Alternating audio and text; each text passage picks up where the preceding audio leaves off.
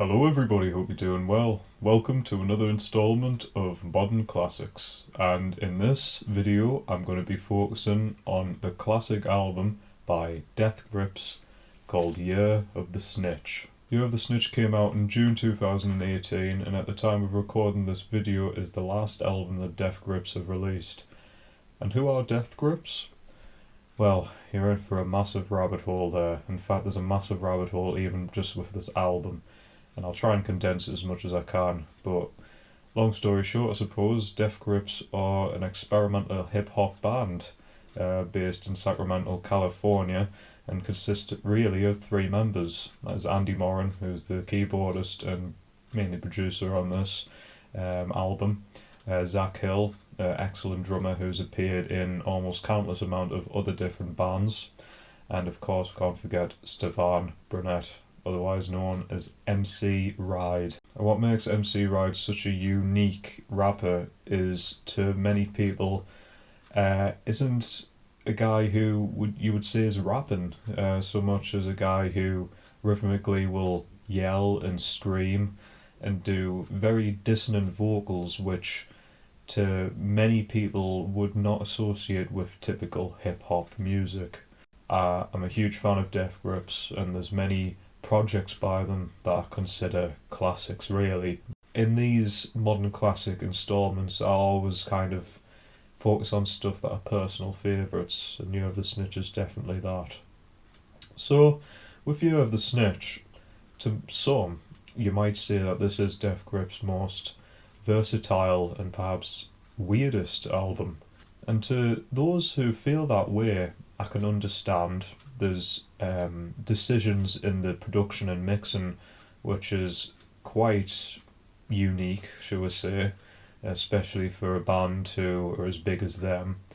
We also have the huge array of genres that are covered on this album, to the point where I would say it's their most eclectic album that they've released, focusing on hip hop as a whole genre, but sometimes it veers totally out of that hip hop category that you could put them in, and goes into things such as noise rock and punk, as well as electronic, a big electronic focus on this project too. But why I like it so much is probably because it's an album for me that, when I listen to it multiple times, at first it can be quite a foreboding feeling trying to get into it because it's so whacked out, especially the lyrics. Let's not get started on that. This is all definitely up to interpretation, albeit a couple of songs here and there. Your guess is as good as mine, basically, if you look up the lyrics to many of the songs on this album.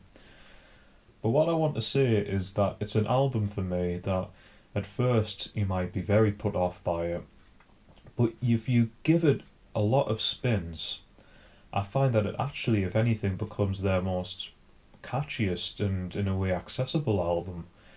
And this is just personal taste for me. I found that some of my favourite albums, such as Captain Beefheart's Trap Mask Replica, is something that was almost my first ever regretful purchase, buying it on CD, and yet years later it's became a top 10 favourite. I like the idea of finding music that, yes, you might not like it straight away, but if you give it the attention and patience, you end up liking it more than you would perhaps something that you liked straight away. And I think this is an album that fits into that category for me, definitely.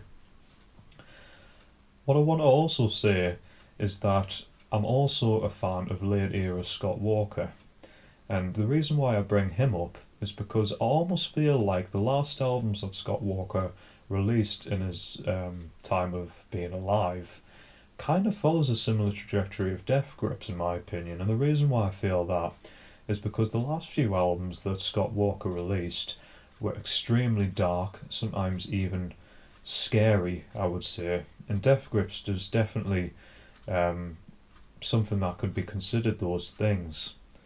But the last ever release that Scott Walker put out, not classing Soused, which was a collab album that he released with Sun, was an album called Bish Bosh.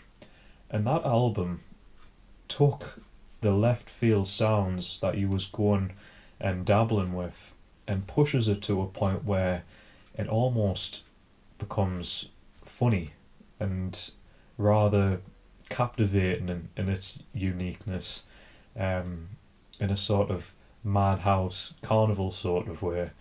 And I feel Year of the Snitch has ended up doing that. And what makes it so unique as well is the fact that Year of the Snitch kind of represents Death Grips as a whole, not only because it has different sounds that were occasionally attempted on previous albums and projects and is brought back on this album, but at the same time, they literally sample their own material and brings it on this album too. So it's almost like a holistic album that they've released here. But obviously, as I've touched upon, the very abstract lyrics and other things that we'll talk about soon enough when we get into the actual songs makes this such a wacky experience. I can't help but love it for that. And to some, they might feel that they've almost broke the fourth wall and have just went too far. But I think that sort of postmodern style is just something to me again that I really enjoy and why I've chose this album over other things that they've released. This can also as well be seen to the lead up of the album too. And Death Grips, as I've touched upon, have done very interesting things to make themselves sort of known on the internet sphere. But some of the things that made them so rememberable onto the lead up of Year of the Snitch, one thing was the fact that they had almost a normal release of this album, and that just kind of shows you how crazy this band is when people are disappointed that they end up releasing a few singles before the release of the album and announce an announcement date as well. And obviously you're thinking, well, what's so special about that?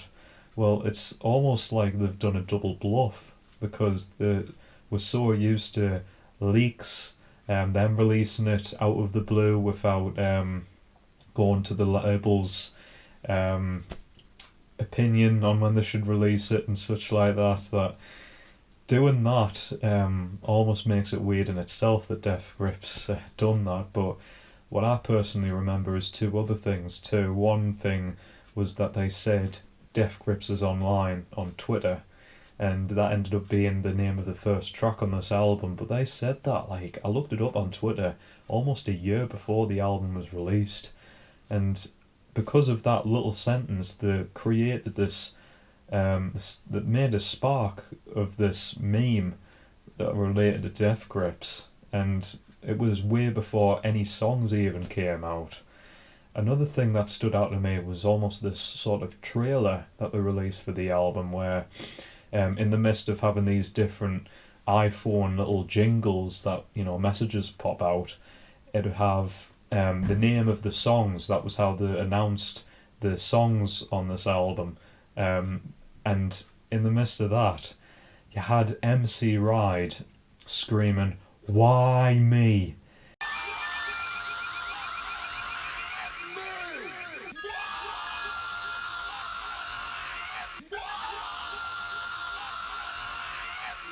And that "Why me" is actually used on the last track, Disappointed. But it's not actually the track itself, it's literally just Stefan's vocal "Why me?" And when I watched that, I thought it was so disturbing. And I was like, what is going to happen on this album? And it made us so excited for it. And that's what made it interesting. There was no technical songs being released, but the fact that they just weeded out people so much, including myself, people who, again, like myself, thought they would have been kind of used to some of the shenanigans that Death Grips put the fan base up to, that it made us pretty surprised that they've just added another layer onto this whole abstract feel that they created, you know. But anyways, let's talk about the music in itself. So, Death Grips is online, like I say, is the first track on here, and this has multiple different sections to the song itself. In fact, it's almost like at the within the first 30 seconds you've kind of pressed skip and you're going through three random tunes, because it literally starts off as an almost sort of high energy classic 90s acid track. Then it goes into something that you might catch on The Fat of the Land or some early Prodigy, and then the actual song starts and it's just a whirlwind of what the hell is going on. And what makes it like that is because you don't really get any particular normal flows on here. It's literally just these random short sentences that MC Ride is just bombarding the listener, and it's just fired at you like a submachine gun. And on top of that, not only is the instrumental really fast paced too and quite disorientating, but at the same time, they bring in these samples that I was mentioning before. Some samples which, when hearing them, I kind of recognise them appearing in older Death Grip songs, but when I say kind of, I mean it's because they're cut in and out, sometimes only playing for like a second or even shorter than that. But then other ones I'm like, I don't think that's even from a Death Grip song. And they're spliced into the song on top of these short sentences, and if I was to describe that with you not listening to it, you would think, well, that just sounds like a load of jumbled mess. But I don't know what it was, but even from the first listen, I thought this is one of the catchiest songs I've ever heard. The way that they incorporate the samples on top of this floor that MC Rider's kind of doing, which is almost monotonous. He kind of sounds really spaced out doing it. It's like almost like he's overwhelmed with everything that's going on. Makes the track so catchy. And I don't know if it's just because after many, many, many listens, it's just kind of, changed my thoughts on the sort of atmosphere that this song's going for. But for me, this song's almost kind of like a very empowering, feel-good tune.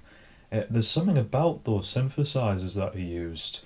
It's almost like it's in its glory, and it's like really satisfied that it's just so strange. It's a great tune, and what a song to kick off the album. Obviously, there's occasional parts in it where MC Ride is screaming a lot. I don't know if it's true, but I think even Andy, the keyboardist, even puts in his own lyrics too, and it's almost like a celebratory moment where it's almost like, woohoo, is the new Death Grip song, or you're about to listen to Year of the Snitch. But for me, it's always gotten us amped up to listen to the rest of the album.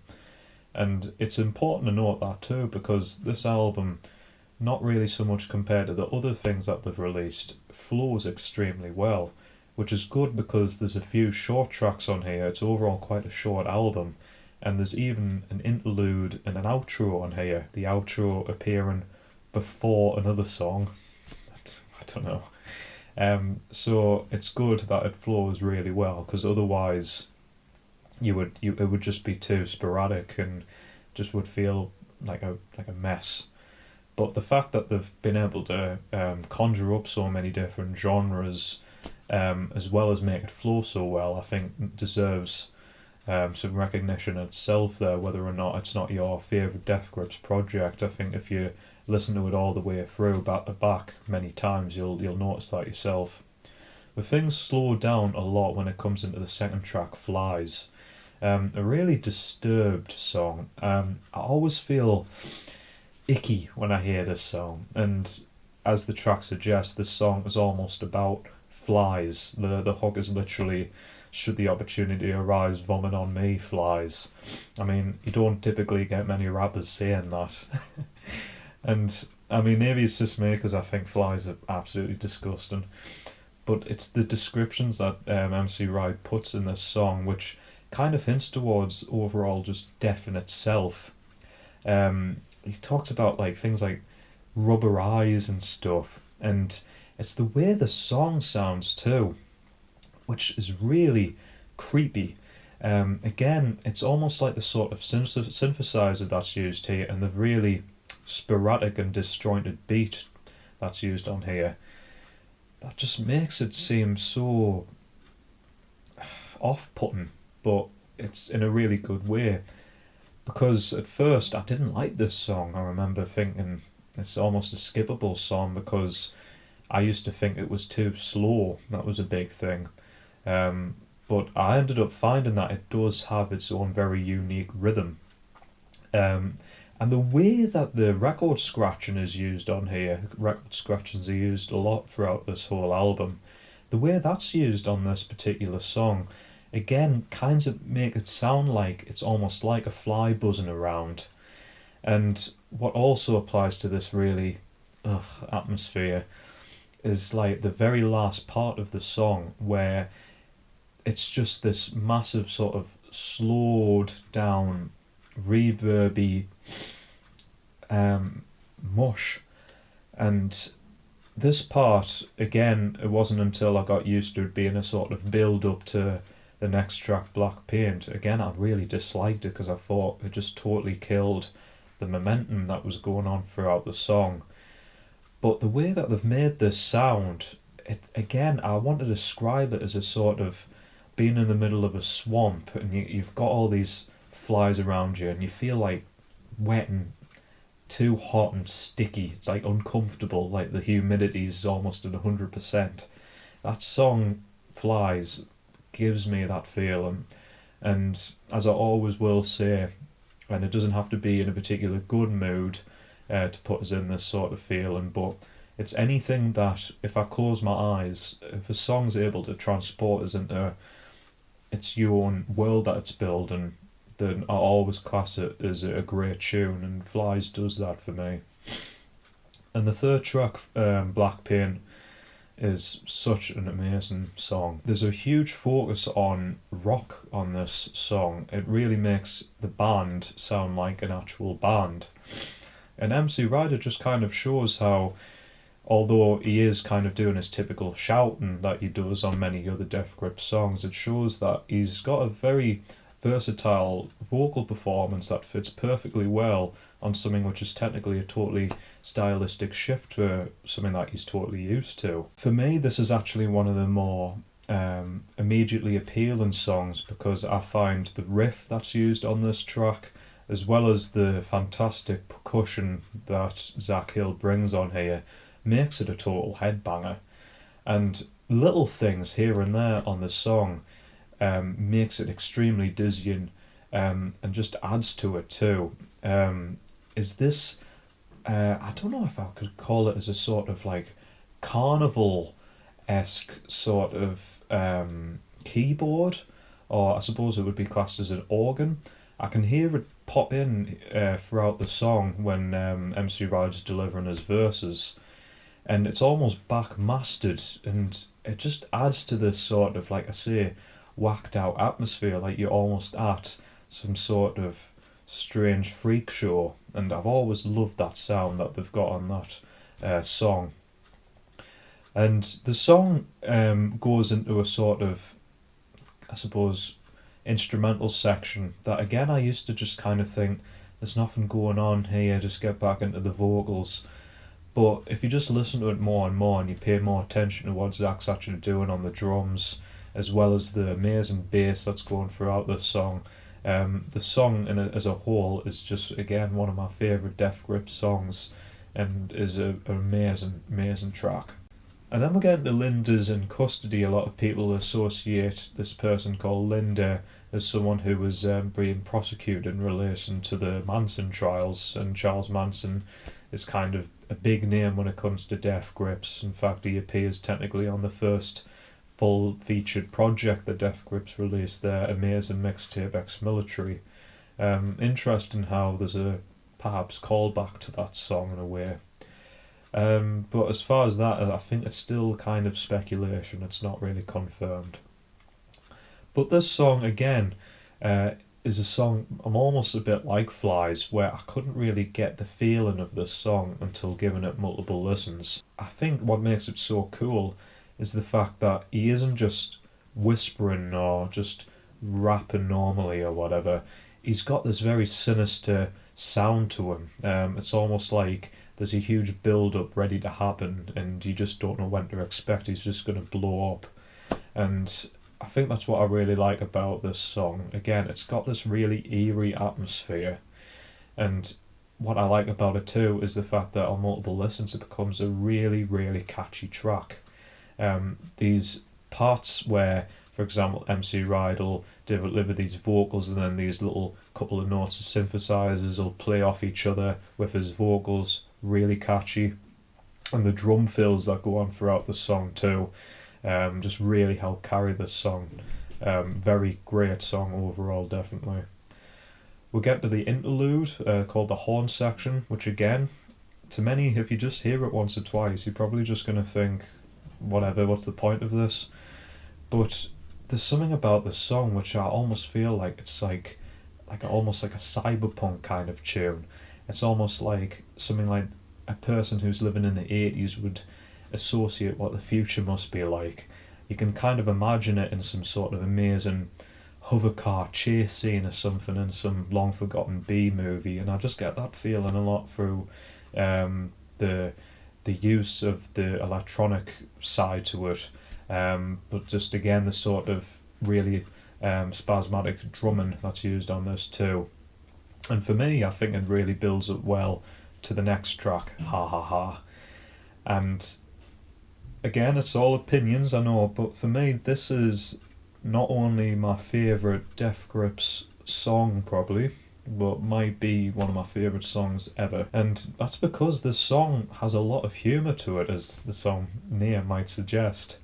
Because the lyrics on this are just almost ridiculous and are very, very quotable. And it's almost cool enough that Death Grips are able to kind of make such a good song whilst having these lyrics incorporated in them.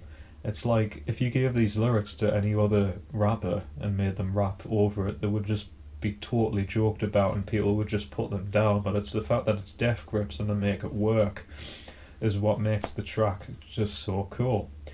So there's the lyrics, there's MC Ride on here, who I think his flow on here is so catchy. I mean, the actual chorus itself, a bit like Death Grips Online, the first track has this sort of anthemic quality to it, but the way he flows over the beat on his verses, again, some of the catchiest things I've ever heard. And you wouldn't expect that on the lead up to this song, because it has this random sample of like an opera singer, and the song like slows down as if it's ending, and then it picks up and slows down again. And again, you just don't know what to expect when you're listening to this album for the first time. But I absolutely adore this song. So catchy. So yeah, this is an absolute highlight, obviously, for me. Then we're going to go on to the other track, which again is just totally off the wall, but takes it to almost another level, if that can be believed. This song is literally a shit show. It's called Shit Show, and it's for less than 2 minutes long, I believe. And if you work up to this album all the time like I do, then your legs, if you're on like a treadmill or like an indoor cycling machine, oh, you're going to get a workout with this song because it's so fast paced. It's unbelievable. A very polarising song from what I understand, looking up people's opinions of this album. But again, for me, I just find it another fantastic progression throughout the album. It's, like I say, very dizzying, but again, I just find it almost really catchy. And I think that's what I, again, like about this whole album, the fact that it's so strange and yet I find it so enjoyable throughout the whole thing. So maybe Shit Show's not your cup of tea. Well, maybe's the next track might be. The next song is the song Streaky, and I believe this was the first single that Death Grips released for this album. And again, almost like Shit Show though, I remember it really polarising a lot of people, but almost in the total opposite way. I remember people complaining, saying, Death Grips have almost sold out with this song, because this track is very fun. It's a quite accessible song by them, and it's again, in terms of lyrical topics, I don't even know where to start with it really, but in terms of the actual tune itself, it's a really melodic tune. And there's little parts on it here and there throughout the song that I just find really, really cool. And it's something that until much later into listening to this album, for some reason I didn't pick up. But there's these 808s that continue throughout the track, and very simplistic, but again so catchy, man, so great. Um, yeah, these random yas and random lyrical quotes that I can give you. Oh man, it's such a cool song. It's just got this sort of bounciness to them. It's almost like a happy Death Grips tune. Um, and if that's an oxymoron, then fair enough. But that's just how I feel about the song. Again, it's great, and it's like a cool down compared to Shit Show, not because it's played really slow, but because it's almost like you can catch your breath after that previous track.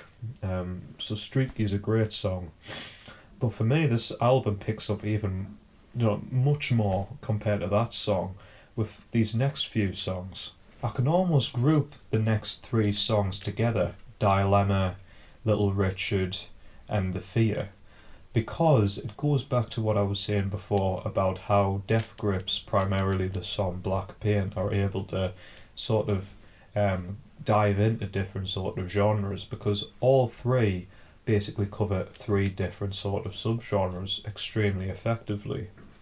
But I want to particularly highlight the song Little Richard and the song Dilemma. The reasons why I want to do that is because when I was talking a bit before about how I kind of got a bit of a prodigy feel for Death Grips as online, for everyone who's watching this, I highly, highly recommend you try out more of the material of the Stranglers if you haven't. The Stranglers are a UK group started in the 70s, and you'll know a few songs by them, such as Peaches, No More Heroes, and you've most likely than not heard the song that they released much later in the career called Golden Brown. But their early material, specifically their first 4 or 5 albums, I think would really appeal to people who particularly like songs like Dilemma and Little Richard. And whether or not Death Grips were inspired by it doesn't really matter, because for me the Stranglers were a group that I grew up with. I was actually used to hearing contemporary music back in the mid 2000s when I was much younger, but my father had a random album by Death Grips. Death Grips? Yeah, he had a Death Grips album from 2005, he was ahead of the time. No, he had an album by the Stranglers. It was their third album called Black and White. And I've just heard that album so many times, and hearing especially songs like Dilemma, I get a Stranglers feeling for it, because not only has it got a very sort of punky attitude that Death Grips bring on this song that are obviously very prevalent to the early material of the Stranglers, but through the back end of this song, there's like a sort of organ that's used. I don't know, it's some sort of instrument that kind of sounds like that. And the Stranglers really stood out for the time because of using instruments like that in the early days of punk music, when it was usually a lot more minimalistic. So I really recommend check out early stuff by the Stranglers. I'll just give a random shout out to a single that came out of Black and White called Nice and Sleazy. I think you would well like that.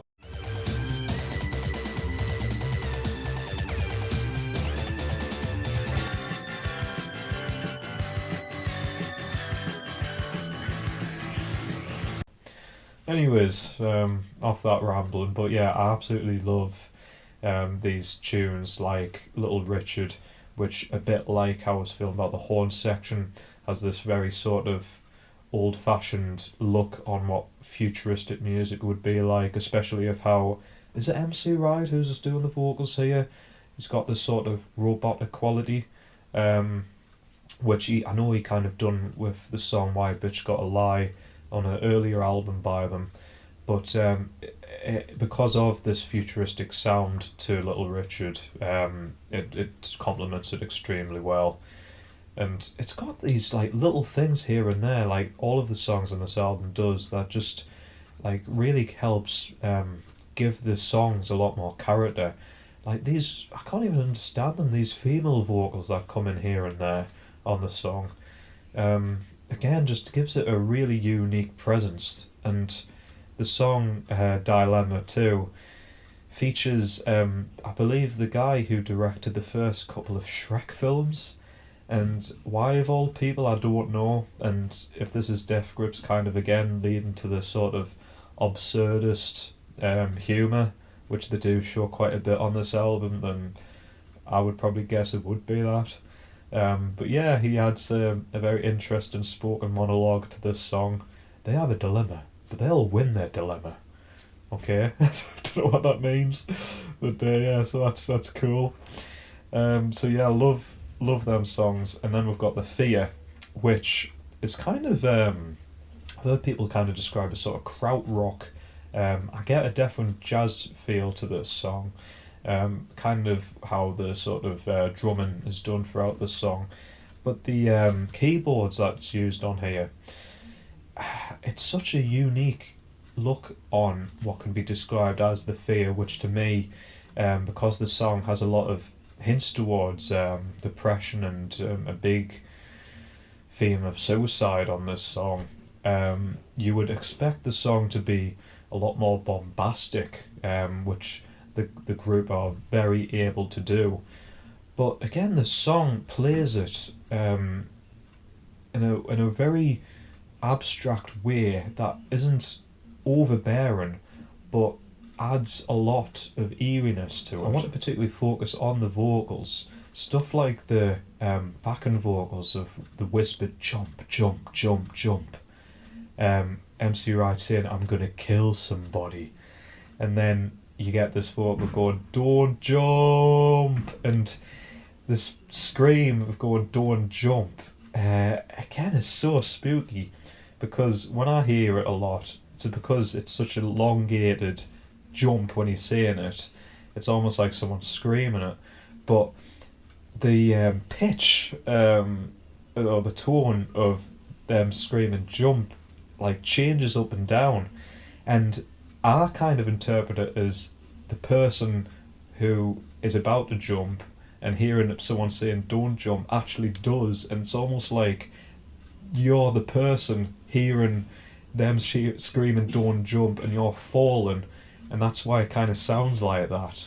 And just little things like that, like I say, I always find that just adds to this song and just makes it really sort of, like I say, quite a creepy sounding song. And MC Riot on here with his lyrics that are very macabre, and it's like it's a very sad song as well, I'd say, because you kind of feel hopeless listening to it. It's like a everything is doomed sort of thing, but a great track nonetheless, definitely. And what's with that other sample of the guys going, "I don't know, dude. I just drink blood, dude." Again, I don't get it, but maybe it's not to be gotten. Got, whatever. And then we get another instrumental called Outro, which is pretty cool. Would probably fit snugly onto something like the project that Andy and Zach would occasionally do outside of doing Death Grips. Would probably fit quite well on that, because it's got this sort of noise rock aesthetic to it. But then we'll get the track Disappointed.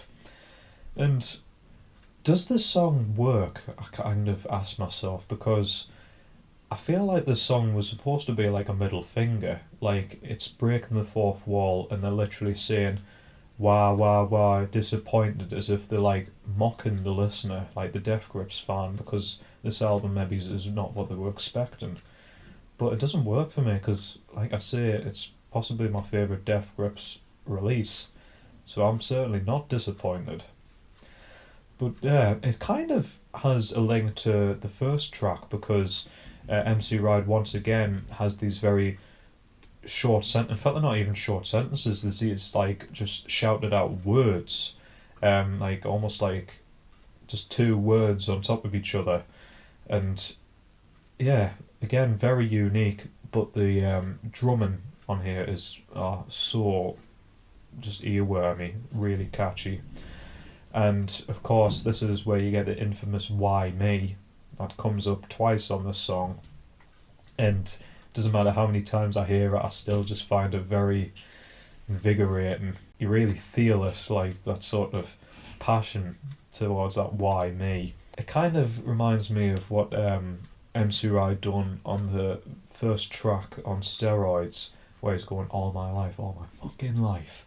It's like it's very simple, but you just feel it so well. And when you hear that "Why Me," you almost like throughout your life want to have like a really horrible moment, and you want to just listen to that song and go like, yeah, that's how I felt at that moment in time. But yeah, amazing tune, and finishes off this album. And yeah, I was quite. I've been putting off reviewing this album for almost a year. I've been wanting to review it for ages because I could seriously talk too much about this album. But in the comments section, if you would like to know more thoughts about particular songs, or if you're new to Death Grips and you want to know a bit about them, then please leave a message, and I'd definitely like to give you my personal opinions on certain aspects of this album and Death Grips as a whole. I'm definitely not an expert in the band. There'll be many other fans who know way more than them, but they're definitely one of my favourite groups of all time. I really hope they do release something again soon, but if this is their final album, that I think it's quite suitable, particularly with those samples that they used of previous tracks, and the fact that the songs that they dabbled in previously comes back full force on this album, to a better degree in my opinion too on some occasions. But yeah, you have the Snitch, modern classic, really recommend it. And that album cover never gets old. Yeah, so thank you very much for watching, everybody. I hope to bring you guys some more videos in the very near future, and in particular another modern classic. I've got a few planned, so I hope you enjoyed this, and if you do, then please let us know. And if you've got different opinions of You of the Snitch, then again, please let me know. I love seeing you guys' feedback. So thanks again, everybody, for watching. Really appreciate it. Take care of yourselves. Bye for now.